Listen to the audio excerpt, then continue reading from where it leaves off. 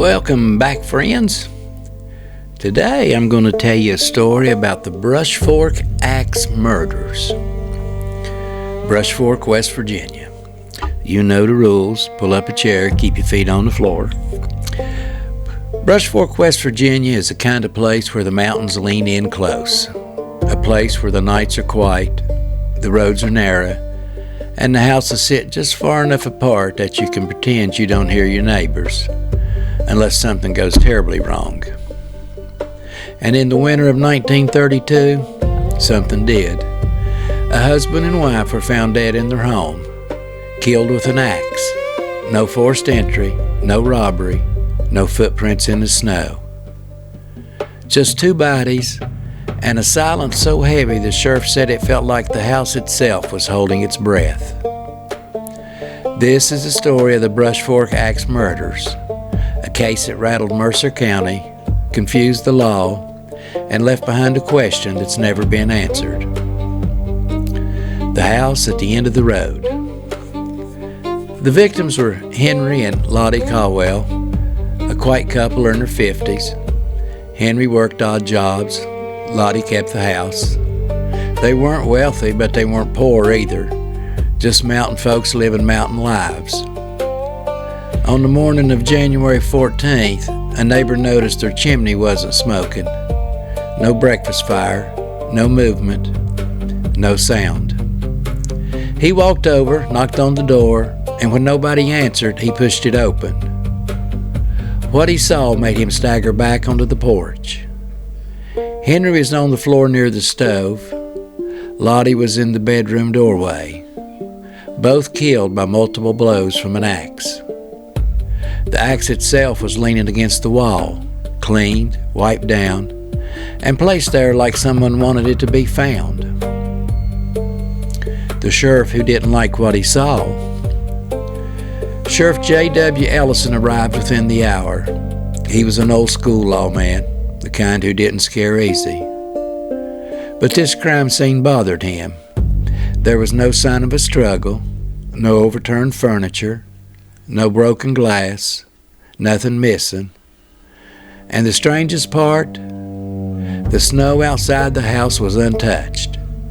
No footprints leading in, no footprints leading out. It was as if the killer had vanished into thin air.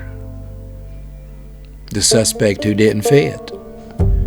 Rumors spread fast in Brushfork. Some said it was a drifter. Some said it was a family member.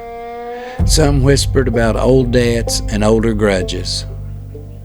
The sheriff eventually arrested a local man, a distant cousin with a temper and a history of drinking. He had argued with Henry a few weeks earlier. But the case against him was thin. No blood on his clothes, no weapon tied to him, no motive that made sense. The jury didn't buy it. He walked free. And the sheriff was back to square one. The theory that still haunts Brushfork. Over the years, 3 theories have survived. A family killing. Someone close to the Caldwells. Someone who knew their habits, their routines, their fears, slipped in quietly and slipped out the same way. Or a man paid to do a job, who knew how to leave no trace and who disappeared before the sheriff even knew a crime had been committed. Or something darker. Old-timers in Brushfork still talk about the way the house felt that morning. Cold, heavy, wrong. They say the Caldwells kept to themselves because they were afraid of someone or something. No one ever proved any of it, but the story stuck. The Caldwell house stood empty for years. Kids dared each other to go inside. Adults avoided it after dark. And every now and then someone swore they saw a light in the window when the electricity had been shut off for decades. The Brushfork Ax Murders were never solved. No confession, no deathbed admission, no final clue. Just 2 graves, a cold case, and a story the mountains refuse to let go. Some crimes fade with time. This one didn't. Maybe it's the brutality. Maybe it's the mystery. Or maybe it's because deep down, folks in Mercer County know the truth.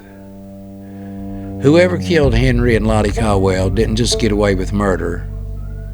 They walked out of that house and vanished into the hills like they were never there at all. I'm John Hart. Thanks for listening.